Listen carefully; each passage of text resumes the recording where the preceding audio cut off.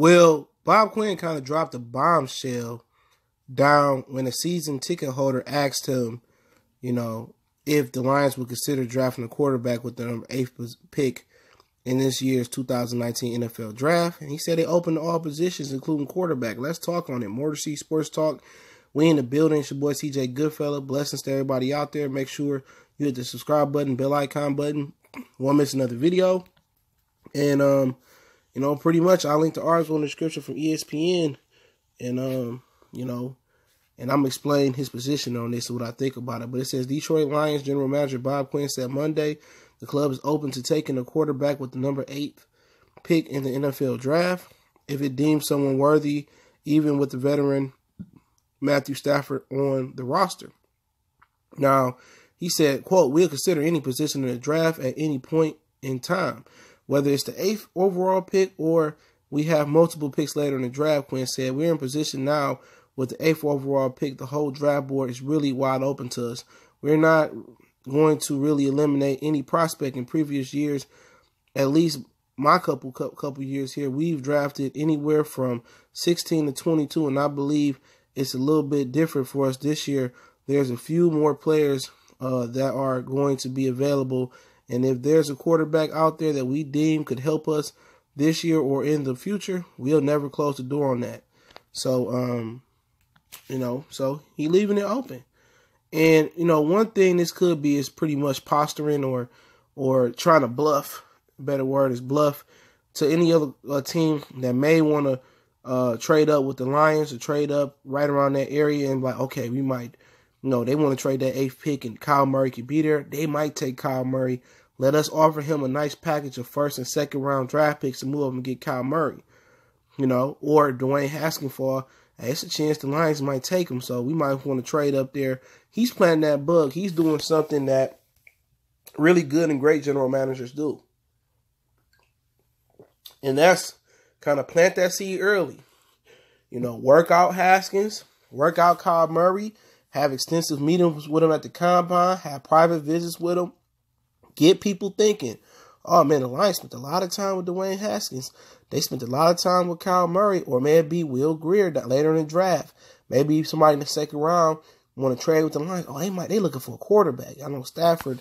We might want to just trade up with them in the 2nd round and get where they at, so we can take Will Greer or another quarterback. It's all plant seeds. It may not just come together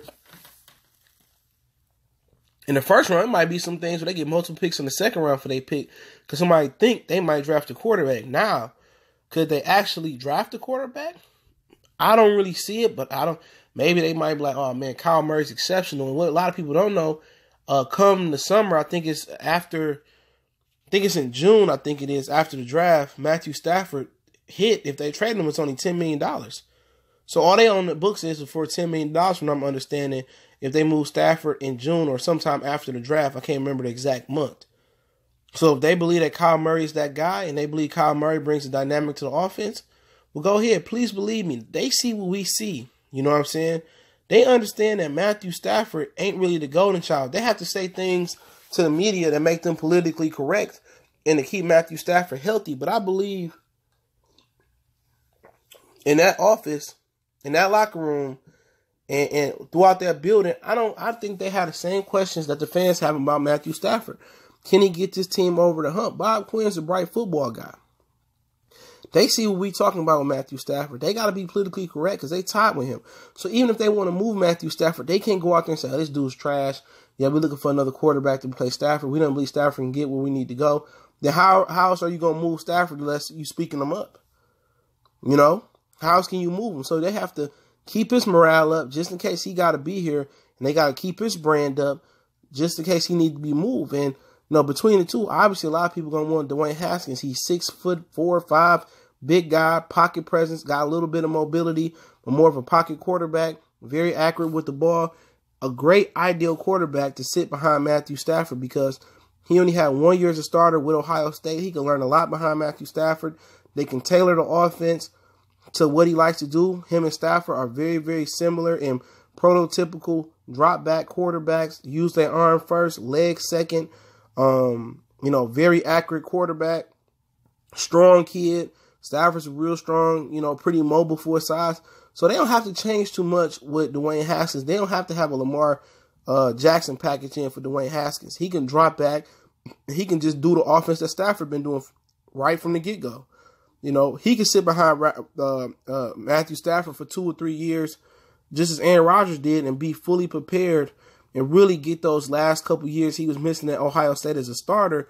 It'll be a perfect transition for Dwayne Haskins with the Lions. That'll be the ideal scenario for him, to be honest. I know he want to go to the Giants, but to sit behind Matthew Stafford for 2 or 3 years and get as much game, your offensive coordinator, somebody you can build with, and Darrell Bevel, you get comfortable with. He knows you. He's comfortable with you as a play caller. That'll be an ideal fit for Dwayne Haskins, in my opinion. And it's something similar to what you already got, so it's nothing that Marvin Jones or whoever else is the receivers Haskins got a big arm. He a drop back quarterback. He a rhythm quarterback. He a timing quarterback. He a big, strong kid. He can extend the plays a little bit, just like Stafford. Big arm is not too much drop off. You got the same type of quarterback, but you just hope mentally Dwayne Haskins is on a different level and he can put it all together the way Stafford couldn't. He can win those big games. He has just that winner's feel to him other than Matthew Stafford. Now, Kyle Murray, it's another ideal situation for Kyle Murray to come behind an established quarterback, come to an offensive coordinator who pretty much helped another shorter quarterback that's similar to Kyle Murray and Russell Wilson develop in this league. A guy that ain't a rhythm quarterback, that ain't a timing quarterback, 3-5 steps in the hitch, 7-step drop quarterback. A guy who needs to improvise, move the pocket. You have an experienced offensive coordinator who's dealt with that before. A guy that knows who's going to make your whistle, with your whistles and bells, blow and ring. He knows exactly what's going to work for you to roll out, to move the pocket, to a lot of different things. How to help you improvise, how to make you feel comfortable. Pretty much this is a great scenario kind of for the Lions to take a quarterback. I really didn't believe so until I kind of looked at the quarterback prospects that was at the top. And quite frankly, this is ideal because both of these guys scream Detroit. They both scream, hey, Matthew Stafford, he can sit behind Stafford for a couple years and develop. Same thing for Kyle Murray. We could build an offense with Kyle Murray and Darrell Bevel and keep Matthew Stafford rolling. So if Stafford don't meet what we like, or by the time Stafford is ready to retire or live up to his contract, Murray can roll right on in 2 or 3 years. I don't think he's meant to step in right now. I don't think Dwayne Haskins is ready to step in right now. Sitting behind Eli Manning, Matthew Stafford, however it work, it's going to benefit both of these guys. You can build their physical up. You can build their football IQ up in practice and training camp, in practice squad touches.